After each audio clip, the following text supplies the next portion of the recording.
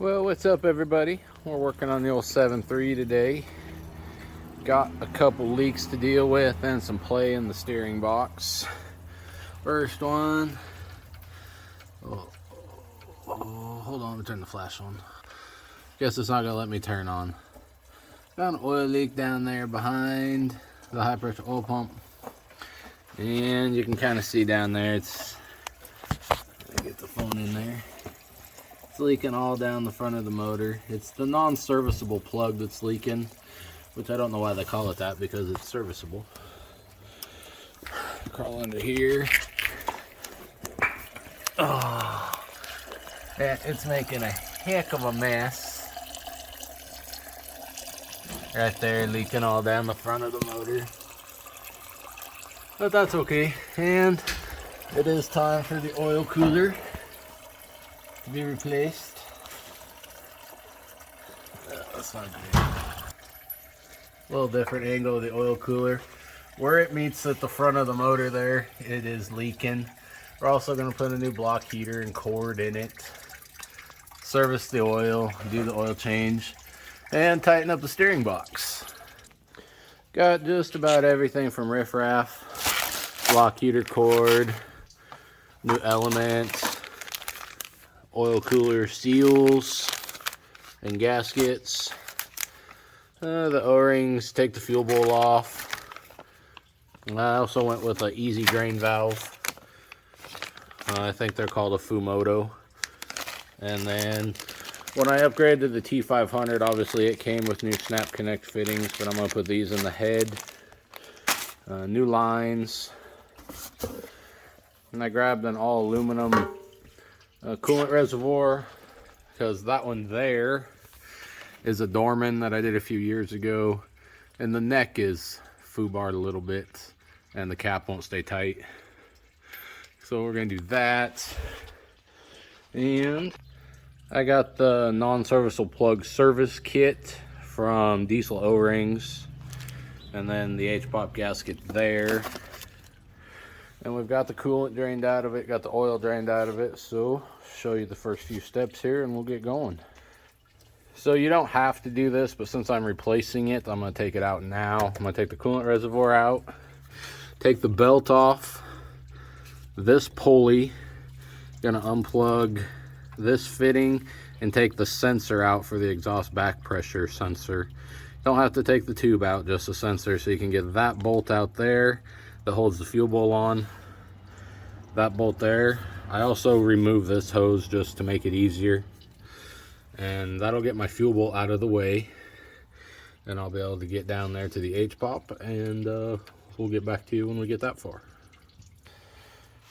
And since I'm taking this off, so you got one 8mm here and you've got two right down there. You have a hose on this side for this hose, and then there is the hose underneath. It's right there, and that's all that holds that in.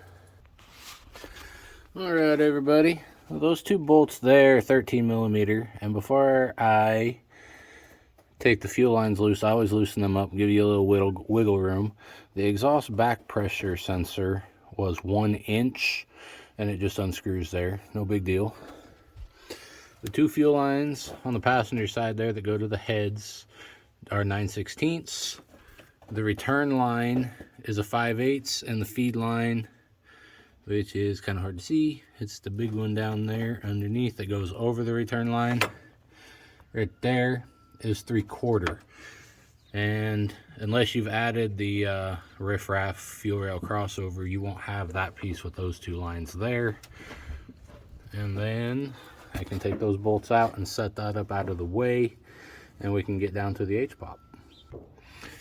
So now that we're this close, that rear line and fitting there looks like it might be actually what's leaking, but we're going to get it all the way out and figure it out and go from there, make 100% sure.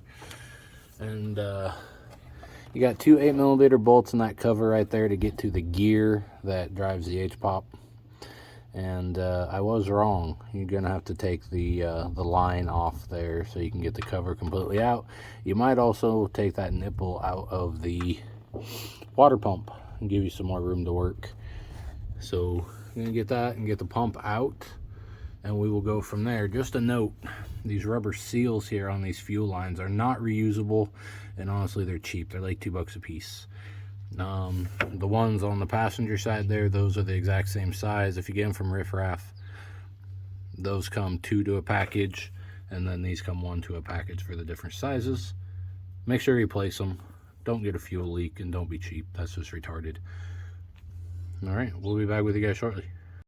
All right, guys, we got all that off. That little cover there, 2 8mm bolts. It's RTV. When you put it back on, that's what seals it.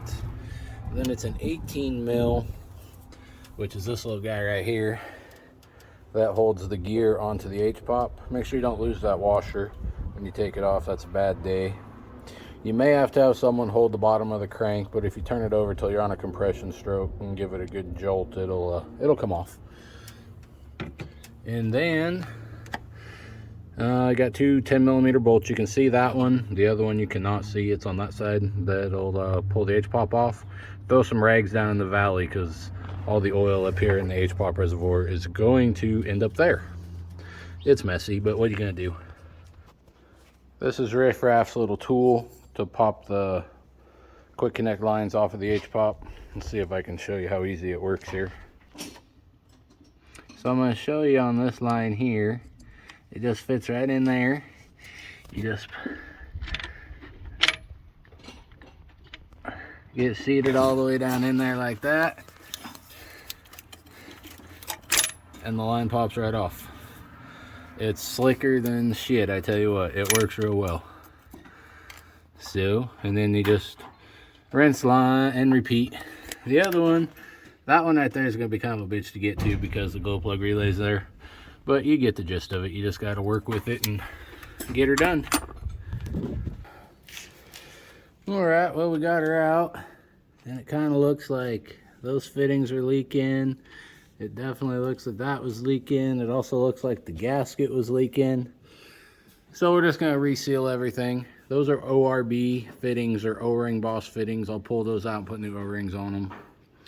And that's got some Loctite and an O-ring on it there to make it don't leak. And I got a new gasket. So we'll just clean it up real well and go through it. I will walk through the non-serviceable plug, which is that right there. And we got to pull out the Irp sensor there. So we'll get it cleaned up and we'll be back with you. I want to try and show you guys the difference there. You see the old one is on the right, new one's on the left. You see how many more threads we got there? That is supposed to be the determining factor on if it leaks or not. And it does come with the Loctite thread locker to put on there. So there's a little filter piece and there's a little ball. Don't lose them. They got to go in there, the pump won't work. So got to take out the IPR, and it's kind of hard to see down in there. And that's where the supposed non-serviceable plug goes. You can kind of see the threads up top there are boogered up, and that's why they leak. So the longer threads and getting the Loctite down in there all the way is a big factor in why why the new system doesn't leak, or the new plug. So make sure everything's good and clean, and when you put it all back together, and you should be good to go. I wanted to try to show this if I can. Kinda. As long as the pump don't fall. So there's the filter installed. There's a little recess port under that filter that the ball goes in and it rides in. Well, something I was noticing, even though I've got the old part, the old style plug, there was no Loctite on that, and there's no Loctite on the threads of these either. So I'm going to pull those back out and put some Loctite on those threads too, just see if it'll help seal it up. I don't want no more leaks. And then I'm going to get a cotton swab. This is where the non-serviceable plug goes, and there's some really clean threads down there in the bottom. It's kind of hard to see, but I'm going to use a cotton swab and get the Loctite down onto those threads as well. Make sure it seals up real well. Alright guys, well, we got the pump all sealed back up. I got those new fittings in there. Those are 3/4. The other one, you kind of see it over there. New gasket. We're gonna put the Hpop back in now, just like we took it apart, and hopefully that'll do it. And when I start tearing apart the oil cooler, I'll be back with you to let you know anything I snag in there. Like I said, make sure you put new seals on the fuel lines. The old ones will leak if you try to reuse them, so just don't do it. All right. All right, guys, just wanted to throw this little tip out there. Do not start these bolts there into the fuel bowl until you get all your fuel lines started. Being able to move it around just makes life a lot easier, and then you can just, you know, those only take a couple seconds to get started, and then you're good to go. It's a lot easier that way. And so I'm going to get all this stuff buttoned back up, and then we will start on the oil cooler. Alright guys, we're back with you. I got the easy drain valve installed there. It's an O-ring seal. Should seal better than the drain plug and make life nice and easy. And then I unplugged the block heater already. We're going to replace that cord. There is the probe itself. That is 1 1/8 inches, and it was tight, but I got it broke loose. And then you got 3, looks like 10 mil bolts that hold it on. I'm going to leave the oil filter on. Take those 3 bolts out and try to break the seal there on the O-rings where it goes into the cooler, and that little round thing right there is the cooler. So get that out and I'll let you know how it goes. Alright guys, so that actually worked out pretty well. It popped out of the section at the front of the motor, which is still on the truck. I still got to pull it off. But we're gonna use a piece of wood here and get it pounded off of there. And then, if you're thinking about this, there's really no reason to. I mean, that's the cooling system in there. It's good. It doesn't look plugged up in any way. So, yes, it doesn't really need one. I mean, I'll throw this on the shelf back there. My son wants a 7.3, so might need it at some point down the road. And we'll get this taken apart and get her all cleaned up and get it put back on. Alright, we're up under here. Here's the lower rad hose and where it goes into the water pump right there. And right behind it is that piece right there. That is the rest of the front piece of the oil cooler mount, and that's actually the gasket that's leaking. It's 2 10mm bolts and it should come right off. So we're going to get that off and cleaned up, put back on, and get this thing back together. Alright, got it off. This front piece is a bit of a booger to get the upper bolt, but we got it off, got it cleaned up. I put some dish soap around the inside to ease it when it goes back together. And got the brand new cooler there. I'm gonna get this piece back up in the motor and bolt it on with the new gasket there. And then we'll assemble, put the O-rings on the cooler part there and get it put on. Alright guys, sorry my phone died yesterday, but I definitely wanted to point out a few pointers here. So you put the front housing on the motor, and I'll show you a trick up there here in a minute. And then you put the oil filter adapter onto the back side of the oil cooler. I used a block and a hammer and got it popped together. Vaseline on the O-rings. Then when you put it up in here, you just put a pry bar right here and against the exhaust manifold, and just a little bit of pressure, she will slide right together.